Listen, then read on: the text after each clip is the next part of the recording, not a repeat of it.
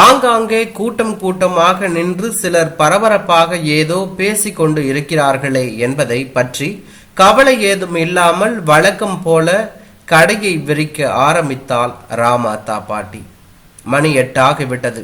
இன்னும் கொஞ்ச நேரத்தில் பள்ளிக்கூடம் வர தொடங்கி விடுவார்கள். அவர்கள் வருவதற்குள் மிட்டாய் பாட்டில்களை எல்லாம் எடுத்து வைத்தாக வேண்டும். கடை என்றால் ஒரு நரம்பு கட்டில்தான். கடை வியாபாரம் முடிந்ததும் மடக்கி தூக்கி கொண்டு போய் விடுவார். 9 மணிக்கு பள்ளிக்கூட மணி அடித்து விடுவார்கள். இந்த 1 மணி நேர வியாபாரம்தான் பாட்டிக்கு. ஆனால் அந்த 1 மணி நேரம் வியாபாரமும் சூடு பறக்கும். 50 பைசா சாக்லேட் தொடங்கி 5 ரூபாய் சாக்லேட் வரை குழந்தைகள் எது கேட்டாலும் அவளிடம் கிடைக்கும். பேனா, பென்சில், ரப்பர் பென்சில், திருகி, இங்கு பாட்டில், ஸ்கேல், ஜாமெண்ட்ரி பாக்ஸ், குச்சி டப்பா, நோட்டு புத்தகங்கள், கிராஃப் பேப்பர், மேப் புத்தகங்கள், கலர் பென்சில்கள், வாய்ப்பாடு, கூடு போட்ட பேப்பர், கூடு போடாத பேப்பர் என்று எவ்வளவும் ஒரு சின்ன நரம்பு கட்டிலுக்குள் அடக்கம் என்று சொல்ல வேண்டும். குழந்தைகள் பார்த்தவுடன் ஆசைப்படுகின்ற கேட்கின்ற மாதிரி தினமும் புதிதாக மிட்டாய்களை வாங்கி வந்து கண்ணில் படுகிற மாதிரி வைத்து விடுவார். இந்த 20 வருட அனுபவத்தில் வியாபார நுணுக்கத்தை நன்றாகவே கற்றுக்கொண்டிருந்தாள் என்று தான் சொல்ல வேண்டும். சனி, ஞாயிறு மற்றும் பள்ளி விடுமுறை நாட்களில் பக்கத்து டவுனுக்கு போய் குழந்தைகளுக்கு தேவையானதை வாங்கி கொண்டு வருவாள் என்று தான் சொல்ல வேண்டும். தின்பண்டங்களும் விளையாட்டு பொருட்களும் வாங்குவதில் அவளிடம் ஒரு பட்ட படிப்பே முடிக்கலாம் என்று தான் சொல்ல வேண்டும். பொம்மை வைத்த பென்சில்கள், கீச் கீச் என்று கத்திக்கொண்டே எழுதும் பென்சில்கள், ரொம்ப குட்டியாக இருக்கக்கூடிய கட்டை விரல் சைஸ் பேனா, ரொம்ப பெரிய மேஜிக் பேனா, பொம்மை செல்போன்கள், பொம்மை கார் என்று எல்லாவற்றையும் தேடி பிடித்து வாங்குவாள். தேவையே இல்லை என்றாலும் குழந்தைகள் அப்பாவிடம் அழுது புரண்டு இந்த பொம்மை பென்சில்களை வாங்கி கொண்டு போவார்கள் என்று தான் சொல்ல வேண்டும். ஏன் பாட்டி இதையெல்லாம் வாங்கி வைக்கிற என்று சில பெற்றோர்கள் இவளிடம் செல்லமாக கோபித்துக் கொள்வதும் உண்டு என்று தான் சொல்ல வேண்டும். சில வருடங்களுக்கு முன்பு வரை நெல்லிக்காய், இளந்தப்பழம், மாங்காய் இவற்றில் மிளகாய் பொடி தூவி விற்று கொண்டுதான் இருந்தாள் ராமாத்தாள் பாட்டி. குழந்தைகளும் ஆசையாக விரும்பி சாப்பிடுவார்கள். ஆனால் சுகாதாரம் கருதி அவற்றையெல்லாம் இப்போது விற்பதில்லை என்று தான் சொல்ல வேண்டும். மிக சுத்தமாக சுற்றப்பட்டுள்ள அல்லது பேக்கெட்டுகளில் அடைக்கப்பட்டுள்ள தின்பண்டங்களை மட்டும்தான் இப்போது எல்லாம் இவள் கடையில் பார்க்க முடியும் என்று தான் சொல்ல வேண்டும்.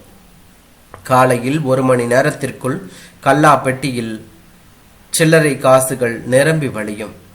யாருக்கும் முகம் சுளிக்காமல் கேட்டதை கொடுப்பாள் ராமாத்தாள் பாட்டி. உனக்கு என்ன ராஜா வேணும்? செல்லம் உனக்கு என்ன வேணும்? தங்கக்குட்டி நீ ஏன் அலற? புன்னகை வழிய பேசுவாள் ராமாத்தா பாட்டி. சில்லறை இல்லாட்டி பாப்பாவை பள்ளிக்கூடத்தில் விட்டுட்டு பிறகு வந்து கூடு தம்பி என்று. ஏன் இப்படி அறக்க பறக்க தேடுறீங்க? ஓடியா போறீங்க என்று பேசுவாள். குழந்தைகள் யாராவது சாக்லேட்டை திருடி கொண்டு போனால் எல்லோருக்கும் முன்னால் அவள் எப்போதுமே திட்டமாட்டாள். அப்புறம் தனியாக கூப்பிட்டு பாட்டி பாவம்ல, இப்படி செய்யலாமா என்று அழுவாள். அதோடு அந்த குழந்தைகள் திருடுவதையே விட்டு விடுவார்கள் என்று தான் சொல்ல வேண்டும். இன்னைக்கு 5ஆம் கிளாஸுக்கு சமூக அறிவியல் பரீட்சை. மேப் வாங்கிட்டு போகலையா என்று ஞாபகப்படுத்துவாள். பள்ளி விவகாரங்கள் அந்த அளவுக்கு அந்த பாட்டிக்கு அத்துப்படி என்று தான் சொல்ல வேண்டும். 20 வருஷமா இந்த பள்ளிக்கூடத்து வாசல்ல தான் உட்கார்ந்துருக்கேன். இது கூட தெரியாதா என்ன என்று அடிக்கடி பெருமையாக சொல்லிக் கொள்வாள் என்று தான் சொல்ல வேண்டும். என்னைக்கு லீவ், என்னைக்கு ஆண்டு விழா, எப்போது பரீட்சை தொடங்கும், எப்போது பரீட்சை முடியும் என்று எல்லா விவரமும் சொல்வாள் ராமாத்தாள் பாட்டி என்று தான் சொல்ல வேண்டும். போடா, உங்க அப்பாவே என்கிட்ட மிட்டாய் வாங்கி சாப்பிட்டவன் என்று சொல்லிக் கொள்வதில் அவளுக்கு அப்படி ஒரு பெருமை என்று தான் சொல்ல வேண்டும். ஒருமுறை இந்த பள்ளியின் முன்னாள் மாணவர்கள் விழா எடுத்தபோது இவளையும் அழைத்து சால்வை அணிவித்து பாராட்டி பேசிய போது உச்சி குளிர்ந்து போனாள் என்று தான் சொல்ல வேண்டும். கிழவி, உனக்கு செய்தி தெரியாதா? கொஞ்சம் கூட பதட்டம் இல்லாம முட்டாய் வித்துக்கிட்டு இருக்க என்று ஒரு குரல் கேட்டது. கிருஷ்ணமூர்த்தி ஐயா கேட்டபோது எதுவும் தெரியாமல் குழம்பினாள் ராமாத்தாள் பாட்டி. கிருஷ்ணமூர்த்தி தான் இந்த பள்ளியின் பெற்றோர் ஆசிரியர் சங்க தலைவர். வெள்ளை வேட்டி மடிப்பு களையாமல் காரில் வந்து இறங்குவார் என்று தான் சொல்ல வேண்டும். ஏ கிழவி, நீ என்ன கண்டதையும் கொண்டு வந்து இங்க விற்கிற என்று அவ்வப்போது கத்திவிட்டு இவளின் பதிலுக்கு கூட காத்திருக்காமல் போய்விடுவான் என்று தான் சொல்ல வேண்டும். கிழவி, நான் பாட்டுக்கு பேசிக்கிட்டு இருக்கேன், நீ என்ன பதில் பேசாம ஏதோ யோசனையில் கிடக்க, ரொம்ப பிஸியோ என்று அந்த குரல் மீண்டும் கேட்டது. என்ன பிரச்சனையா, சொல்லியா, நீ நல்ல நாள்லையே சொல்லி திட்டுவ, இன்னைக்கு ஏதோ பூடகம் போடுற, சொல்லியா என்ன பிரச்சனை என்று மறுபடியும் அவனிடம் கேட்டான்.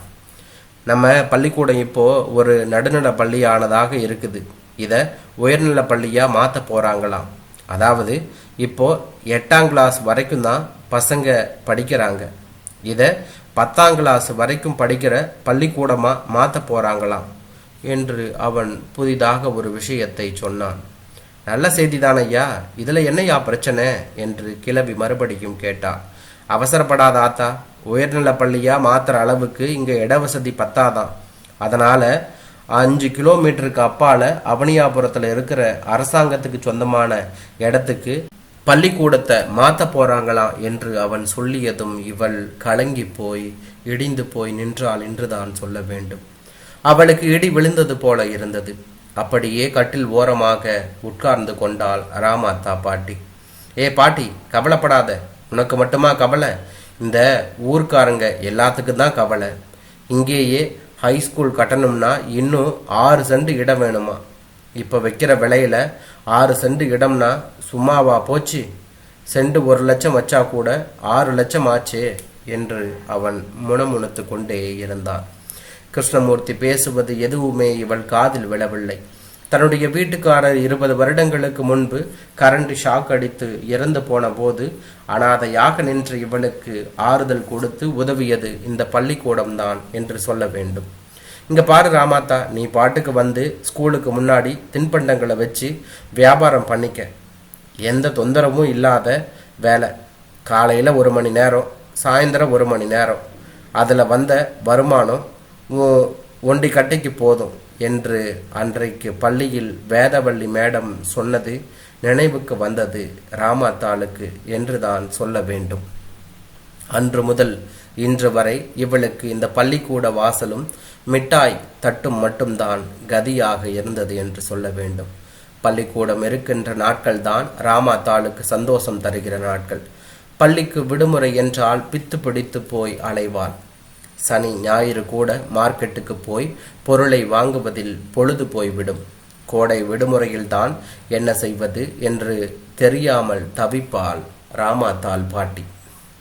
எப்படா பள்ளிக்கூடம் திறக்கும் என்று ஆகிவிடும் அவளுக்கு. இந்த வருடம் கூட 15 நாள் தாமதமாக பள்ளிக்கூடம் திறந்ததால் படாத பாடுபட்டாள் ராமாத்தாள் என்றுதான் சொல்ல வேண்டும்.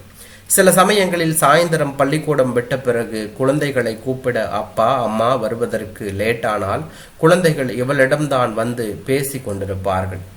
குழந்தைகளின் அந்த கள்ளமில்லா சிரிப்பில் ஆனந்தப்பட்டு கிடப்பாள் ராமாத்தாள் என்றுதான் சொல்ல வேண்டும். அந்த ஆனந்தத்தில் இப்போது அடி விழுகிற போது அதை தாங்கிக் கொள்ள முடியாமல் தவித்து கதறி கதறி அழுதாள். இந்த ஊர்ல இருக்கிறவங்க எல்லாம் ஏழைப்பாளங்க, நம்மள மாதிரி அன்னாடங்காய்ச்சிங்க. பள்ளிக்கூடம் அடிவாசல்ல இருந்தும் பாதி பேர் படிக்காம சுத்தி திரிகிறாங்க. இன்னும் 5 கிலோமீட்டருக்கு அப்பால பள்ளிக்கூடத்தை மாத்திட்டாங்கன்னா பசங்க யாரும் படிக்கவே போக மாட்டாங்களே. பள்ளிக்கூடம் இல்லைன்னா இந்த இடம் என்ன ஆகும்? வெறும் மணல் திட்டு மைதானமா போயிடுமே. உயிரோட்டமாக இருக்கக்கூடிய இந்த இடம் உயிரற்ற கட்டடமாக போய்விடுமே என்று கலங்கி கொண்டே இருந்தாள் ராமாத்தா பாட்டி. அவளுக்குள் 1000 கவலைகள் ஓட்டமாக ஓடி வந்து கொண்டிருந்தன என்று தான் சொல்ல வேண்டும். நீ ஏன் கிளம்பி அழுது மடிகிற? அவன் குழந்தைங்க படிப்பு போயிடுமேன்னு கவலைப்படுறான், உனக்கு உன் வியாபாரம் போயிடுமேன்னு கவலையா இருக்குதாக்கும் என்று அவன் மீண்டும் அவளை சீண்டினான். சரி சரி, மூக்க சிந்தி ஒப்பாரி வைக்காத. இன்னைக்கு சாயந்தரம் 5 மணிக்கு இதை பத்தி பேசுறதுக்கு பெற்றோர் சங்க கூட்டம் போட்டு இருக்கும். ஆளுக்கு 1000மோ 2000மோ கேட்கலாம்னு இருக்கும். தேவைப்பட்ட காசு சேர்ந்துருச்சுன்னா இங்கேயே ஒரு 6 சென்ட் இடத்த வாங்கி பள்ளிக்கூடத்துக்கு கொடுக்க முயற்சி பண்ணுவோம். நீயும் கடையை சீக்கிரமாக கட்டி வச்சுட்டு வந்துடு. உன்னால் முடிஞ்சா 5 10 கொடு என்று சொல்லிவிட்டு சென்றான். 4 மணிக்கே பள்ளி வளாகம் பெற்றோர்கள் கூட்டத்தால் நிரம்பி வழிந்தது. எல்லோரும் வந்ததும் தேய்ந்த முகத்துடன் பேசி கொண்டிருந்தார்கள். என்ன செய்வதென்று தெரியாமல் ஓரமாக உட்கார்ந்து கொண்டிருந்தால் ராமாத்தா பாட்டி என்றுதான் சொல்ல வேண்டும். எல்லோரும் 100 200 என கொண்டு வந்த பணத்தை தலைவர்களிடம் கொடுத்து கொண்டிருந்தார்கள். மொய்க்கணக்கு எழுதுவது மாதிரி வருகின்ற பணத்துக்கு கணக்கு எழுதி கொண்டிருந்தார் கிருஷ்ணமூர்த்தி என்றுதான் சொல்ல வேண்டும்.